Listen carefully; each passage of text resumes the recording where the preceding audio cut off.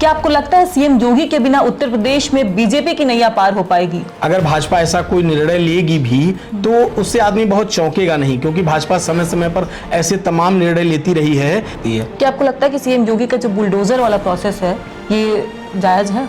ये देखिए, ये तो न्याय व्यवस्था की बात है। इस पर उन्हीं के सांसद ने भी सवाल उठाया था, बृजभूषण शरण सिंह ने। अखिलेश यादव ने बहुत सारे दावे किए हैं, बहुत सारी चीजें की नहीं, अब 27 में इनका पत्ता साफ होना है। देखिए, अखिलेश यादव करेंगे क्या इसके अलावा? उनका तो जाहिर सी बात है कि सरकार की नीतियों का विरोध करना और सरकार पे आरोप लगाना। समाजवादी पार्टी को लोकसभा चुनाव से एक संजीवनी तो मिली ही है। 2027 में उत्तर प्रदेश के विधानसभा के चुनाव होने हैं, जिसको लेकर सियासी गलियारों में हलचल मची हुई है। इसी बीच बीते दिनों लखनऊ के दौरे पर आए अमित शाह ने मंच से केशव प्रसाद मौर्य को मित्र कहकर संबोधित किया, जिसने सियासी गलियारों में हलचल बढ़ा दी है। इसी को लेकर अखिलेश यादव ने एक ट्वीट किया है तंज कसते हुए।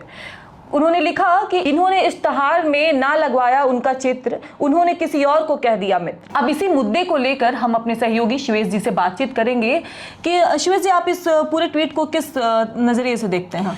ये कोई पहला मौका नहीं है जब अखिलेश यादव ने कोई ट्वीट किया है केशव प्रसाद मौर्य को लेकर। अक्सर अंदर खाने से गुटबाजी की खबरें आती रहती हैं। कहा जाता है कि एक गुट जो है वो योगी आदित्यनाथ को बहुत पसंद करता है, तो दूसरा गुट ब्रजेश पाठक और केशव प्रसाद मौर्य का है। अब जो आपने जिस प्रकरण का पूरा अपने उदाहरण दिया, लखनऊ में सिपाही भर्ती में चुने गए अभ्यर्थियों को नियुक्ति पत्र बांटने आए थे अमित शाह, जहां से उन्होंने, ऐसा नहीं है कि उन्होंने बस केशव प्रसाद मौर्य को मित्र कहा, उससे पहले उन्होंने योगी आदित्यनाथ के कार्यकाल का जिक्र करते हुए कहा कि योगी आदित्यनाथ का कार्यकाल बेहतर रहा है। फिर उन्होंने कहा कि मेरे मित्र केशव प्रसाद मौर्य।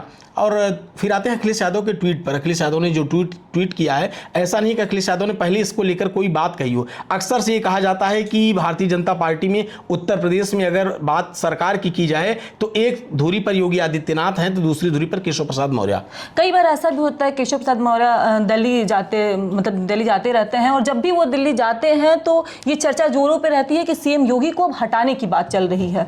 बिल्कुल, ये बात चल रही है। ये बात आज से नहीं चल रही है। जब 2017 में योगी आदित्यनाथ मुख्यमंत्री बने तब से ये बात चल रही है, और इन बातों को बल मिलता है सोशल मीडिया से।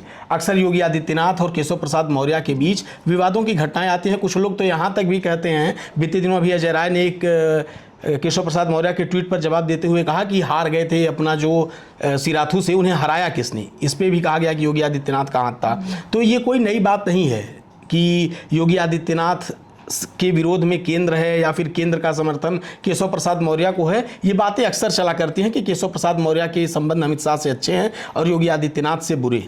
लेकिन योगी आदित्यनाथ से मतलब बेहतर संबंध नहीं है, लेकिन जब मंच पर देखने को मिलता है तो ये सारी जो कपोल कल्पित घटनाएं हैं वो ध्वस्त नजर आती हैं।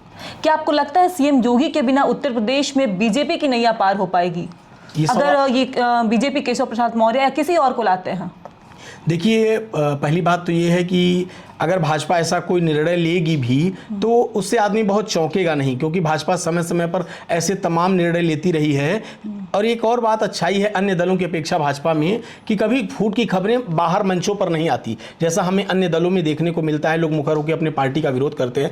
भाजपा पहले सबको मैनेज करती है अंदर खाने में, उसके बाद कोई निर्णय लेती है। और आपने कहा कि योगी आदित्यनाथ को हटाने की बात, तो अगर ये बात 2017 के पहले की होती तो कोई इतना ध्यान नहीं देता। लेकिन 2017 से अभी तक जब हम लोग बात कर रहे हैं, तब तक योगी आदित्यनाथ ने अपनी एक छवि कट्टर प्रशासक के रूप में बना ली है। चाहे वो उनका बुलडोजर मॉडल हो, चाहे वो विरोध होते हैं, नो डाउट उन पर सवाल भी खड़े होते हैं, उन पर जातिवाद के भी आरोप लगते हैं। ये भी कहा जाता है कि सिर्फ एक वर्ग के अपराधियों के पीछे वो पड़े हैं, और कई ऐसे अपराधियों का नामों का जिक्र होता है जिनको शेल्टर करने की बात होती है। तो आज के परिवेश में मुझे नहीं लगता है कि योगी को अचानक से साइडलाइन करके भाजपा यूपी में सस्टेन कर सकती है। क्या आपको लगता है कि सीएम योगी का जो बुलडोजर वाला प्रोसेस है ये जायज है? नहीं, देखिए, ये तो न्याय व्यवस्था की बात है। इस पर उन्हीं के सांसद ने भी सवाल उठाया था, बृजभूषण शरण सिंह ने। अभी बीते दिनों उनसे सवाल हुआ था एक इंटरव्यू में, तो उन्होंने कहा कि अगर कोई घर कैसे बनाता है, इसकी जो घर बनाने के पीछे की जो मेहनत होती है वो एक मुखिया की होती है। अगर किसी अवैध ज़मीन पर घर बना तो फिर उस समय लेखपाल क्या कर रहे थे, तहसीलदार क्या कर रहे थे। तो ये तो न्यायालय ने भी इस मामले पर कई बार सरकार को फटकार लगाई है, बुलडोजर वाले मामले पे। तो एक फैसले से किसी सरकार को ये नहीं कहा जा सकता कि बहुत बेहतर कार्य है या बहुत खराब है। और ये बुलडोजर वाले को लेकर भी सरकार कई बार घिरी है। लोगों का आरोप है कि सरकार महज एक वर्ग के निर्माणों को ध्वस्त कर रही है, सिर्फ उनकी ही बेनामी संपत्तियों को जब्त कर रही है, जबकि ऐसे तमाम नाम हैं जिनको शेल्टर कर रखा है।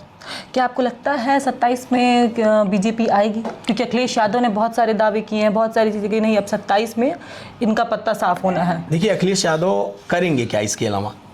उनका तो जाहिर सी बात है कि सरकार की नीतियों का विरोध करना और सरकार पे आरोप लगाना। अखिलेश यादव के तमाम दावे, जो पोस्टरबाजी हुई, पोस्टर जगह जगह लगाई गई, और ये जो बार बार केशव प्रसाद मौर्य दिल्ली गए और बीच में जो हलचल मची कि नहीं सीएम योगी को हटाया जाएगा, इन सब चीज़ों को देखते हुए आपको क्या लगता है कि 27 में बीजेपी यहाँ आए, मतलब उत्तर प्रदेश में अपनी जगह बना पाएगी? देखिए, ये तो उनके दावे हैं, जिस तरीके से अपने कार्यों को जनता तक ले जा पाएंगे। नहीं तो ये तो लगता है कि समाजवादी पार्टी को लोकसभा चुनाव से एक संजीवनी तो मिली ही है, क्योंकि मुलायम सिंह यादव ने जब से पार्टी बनाई तब से आज तक लेकर इतने सांसद समाजवादी पार्टी के कभी जीत कर नहीं आए, लेकिन इस बार समाजवादी पार्टी के इतने सांसद जीत कर आए, तो जाहिर सी बात है ड्राइविंग सीट पर यूपी में तो समाजवादी पार्टी ही है। अगर कोई अलायंस करने वाली पार्टी भी आएगी तो टेबल पे उसको सपा के साथ बैठना होगा, फिर सपा जो कहेगी वो उन्हें मानना होगा, क्योंकि ये जो लोकसभा चुनाव का जो प्रदर्शन रहा उसने अखिलेश यादव की इमेज और उनके राजनीतिक कौशल को एक बड़े फलक पे पहुंचाया है। इन तमाम बातों को लेकर आपकी क्या राय है, हमें कमेंट सेक्शन में ज़रूर बताएं। धन्यवाद।